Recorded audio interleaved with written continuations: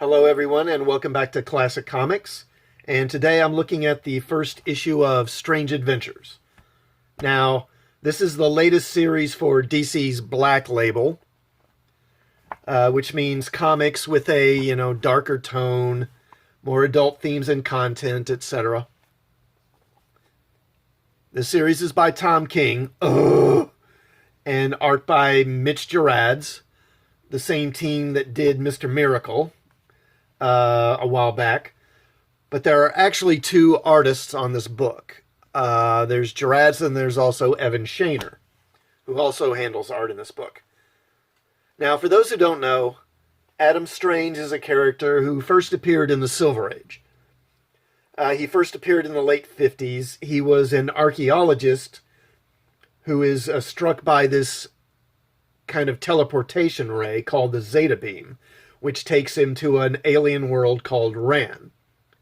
So basically, he's kind of Indiana Jones in space, or Indiana Jones mashed up with Flash Gordon, if you prefer. He becomes a hero to the people of Ran, saving their planet many times. He befriends the scientist who created the Zeta Beam, Sardath, and he and Sardath's daughter, Alana, they fall in love and eventually marry. And they have a daughter. However, the Zeta Beam is temporary, so whenever it brings him to Ran, he's only there for a little while. Usually for, and I don't know if it's always a set time. It seems like sometimes it's maybe a few hours. Another time it might be a few days. But then he vanishes and teleports back to Earth, and then has to wait for the Zeta Beam to appear again so that he can go back to Ran. Now, in this issue, the narrative is split between two different storylines. One that takes place on Ran out in space and one that takes place on Earth. Now, the Earth scenes are drawn by Gerads, and, his style it's very much like what he did in Mr. Miracle. The style is more realistic in terms of how the characters look. They have more... Strange, he has a more realistic kind of build to him. He doesn't have this idealized physique. The backgrounds are generally kind of more detailed. I'm guessing he makes use of photo references, which isn't necessarily a bad thing. Alex Ross uses them a lot too. While Shaner's work is more of the kind of traditional sort of comic book superhero style, which you see here. Now, the styles obviously kind of mirror the worlds they're taking place in. Gerad's work with the more average-looking people, the more kind of drab and mediocre surroundings and more detailed backgrounds. They kind of reflect mundane, everyday life and the drudgery and crudity of, the world we live in. While the stuff on Ran is more in the kind of classic superhero tradition, more kind of swashbuckling adventure, classic kind of archetypes, the swashbuckling hero. Let's see, the kind of the beautiful damsel, the space princess, that sort of thing. Now, while this... Of course, we need to address the elephant in the room. The writer is Tom King, who ran Batman into the ground before he was pulled off of the book.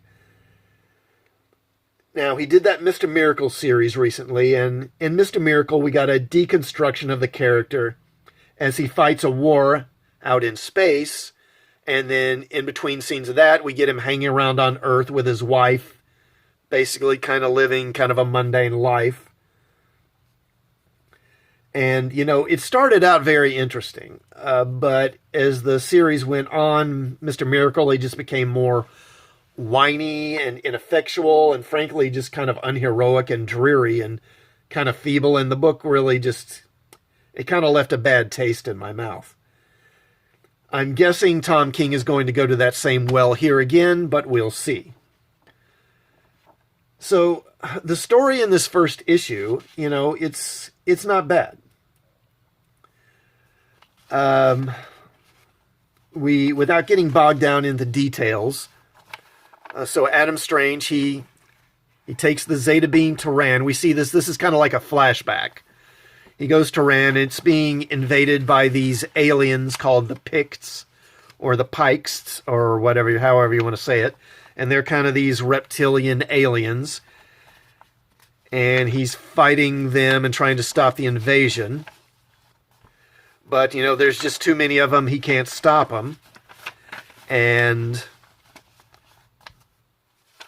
so he flees back to the capital. And they decide they're going to have to flee, evacuate, and then maybe try to retake the city or retake the planet later. And here we see his daughter. And they're going to make a run for it. And then they get to the ship and they're going to fly away.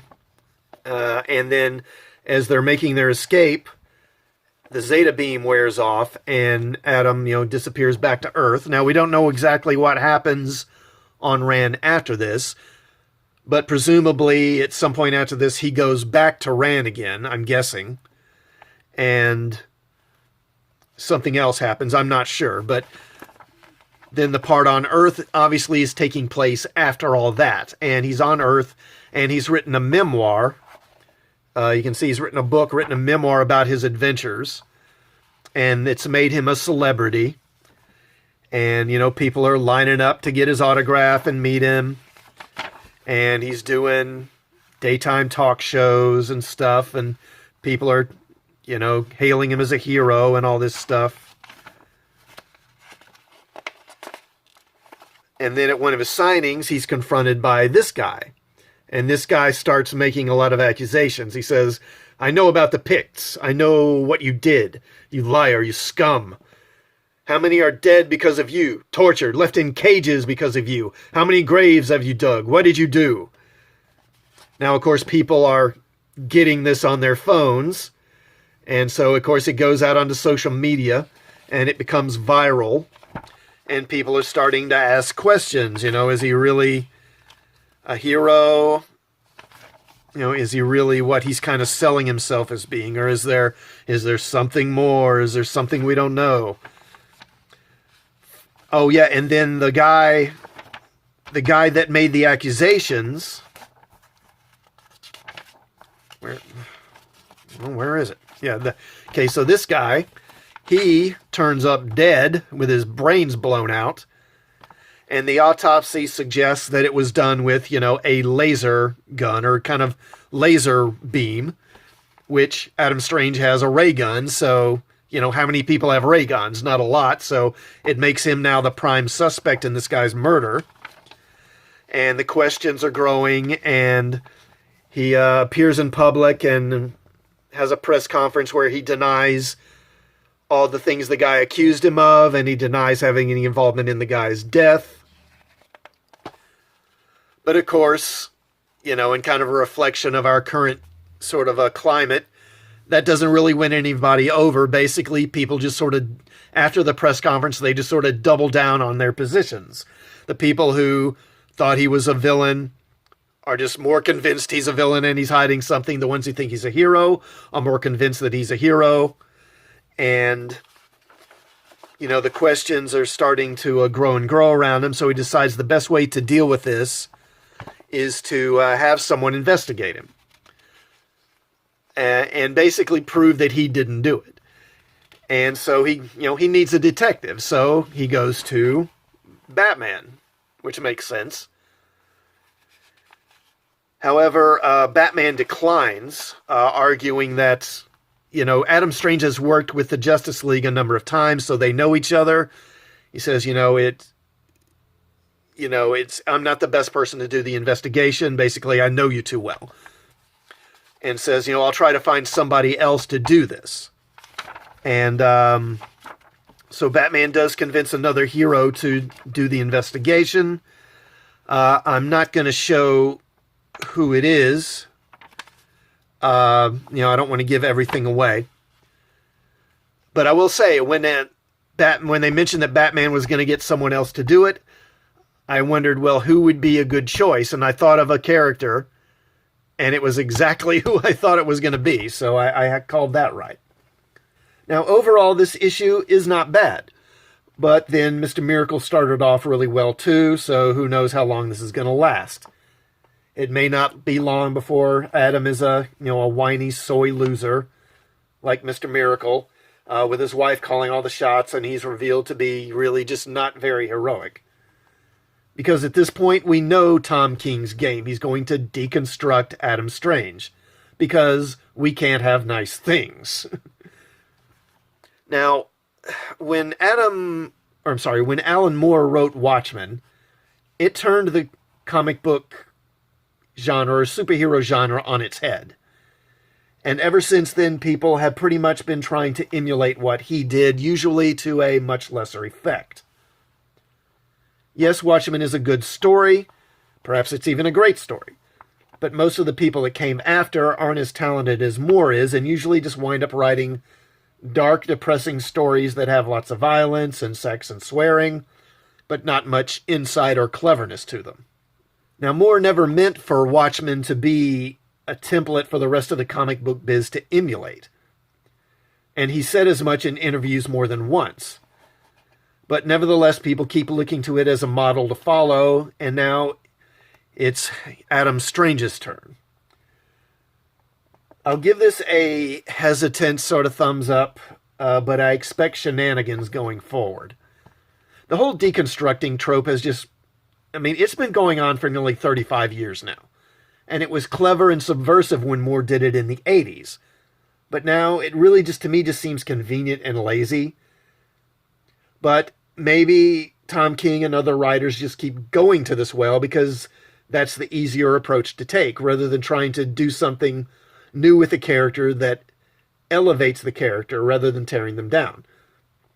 As Spock said in Wrath of Khan, as a matter of history, it's easier to destroy than to create. So, what did you think of this issue? Did you like it or hate it? Are you willing to give Tom King another shot, or are you just done with him? Because if you are, I totally understand. He left a bad taste in a lot of people's mouths with that Batman wedding bait and switch that he pulled. Let me know in the comments, and also if you like this content, please do hit the like button and subscribe to the channel on the way out, and also hit the bell for notifications for more videos. And you can hit me up on Twitter at Comics Classic if you like, and I'll see you all next time. Thanks for watching.